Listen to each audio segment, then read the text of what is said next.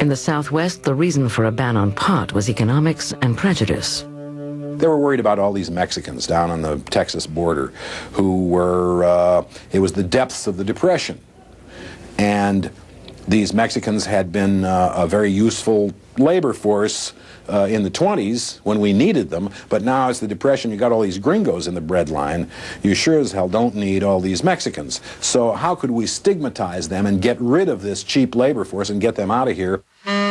According to the San Antonio Gazette, quote, "The men who smoke this herb become excited to such an extent that they go through periods of near frenzy and worse. It is always aggressive as the crimes which have been committed in garrisons, armories, barracks, and the humble suburbs of Mexico." In 1931, Mexican repatriation becomes law. Mexicans who don't go quietly are subject to varying forms and degrees of harassment. Many are charged with vagrancy. Others are arrested for violation of new state marijuana laws that are often an excuse to drive Mexicans out of the country. So in Texas, for example, if you got caught with one joint, you could get sent to jail. You could get sent to jail for life. In fact, there were campaigns in some of the states for the death penalty. And there are cases of people serving many, many, many years, decades, in jails for possession. Except for a handful of states in the Southwest, marijuana is still legal in the United States. But that will change soon after Harry J. Anslinger, the nation's top drug enforcement agent, takes office at the Federal Bureau of Narcotics. But first, Anslinger must convince Congress to do something it has never done before: outlaw a weed. His chief tactic is to convince Congress and the public that a weed is the cause of sex and murder. A message that scares an already fearful Depression-era America. I had to kill him. Before they killed me!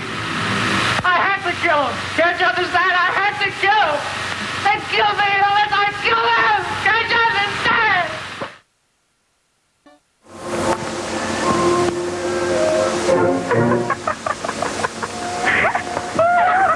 1930, the gaiety of marijuana collides with a nation in despair. Across the United States, the Great Depression has brought joblessness, breadlines, and above all, fear to America.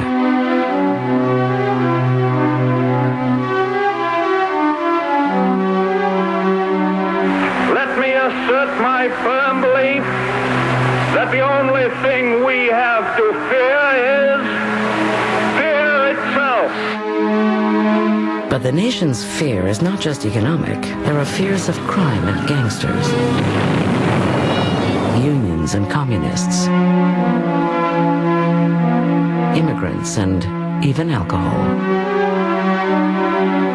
Since 1920, alcohol has been banned by a constitutional amendment. But after 14 years, the law is repealed. The government now focuses on narcotics under a new federal bureau. The Federal Bureau of Narcotics was unprecedented in that it was the sole autonomous bureau charged with enforcing narcotics legislation in 1930. It is headed by a 38-year-old Harry J. Anslinger. He had had no particular experience with drugs, but he came in, and what he was a complete bureaucrat. That is, he wanted to protect his agency.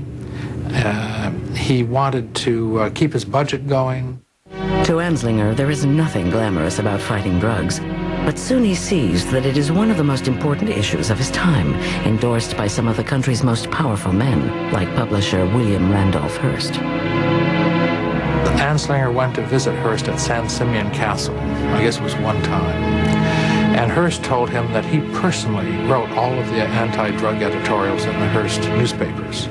And I think that Anslinger himself felt that this was a kind of a disgusting subject, like maybe being commissioner of garbage or something like this. And he was just astounded that anyone would, who's really important, would care about it. The Bureau's efforts have been aimed at fighting heroin and cocaine. But with Anslinger's arrival in 1930, marijuana is the new drug problem born out of the trouble in the Southwest with Mexican migrant workers. Anslinger's first battle with marijuana is over who will police it. There are no federal laws against the drug, and he wants to keep it that way, leaving the states to control it, not the federal government.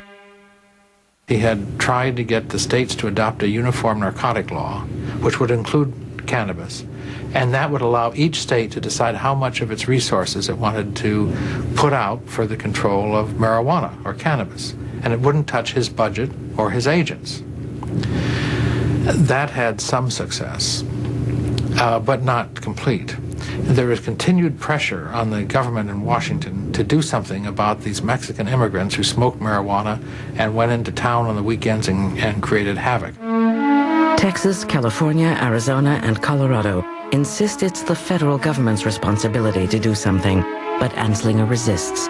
He has no interest in staking a career on combating a weed. He has only a staff of 300 and a $1.5 million budget to battle drugs the world over. He wants to avoid a law that will be difficult to enforce and offers a different approach.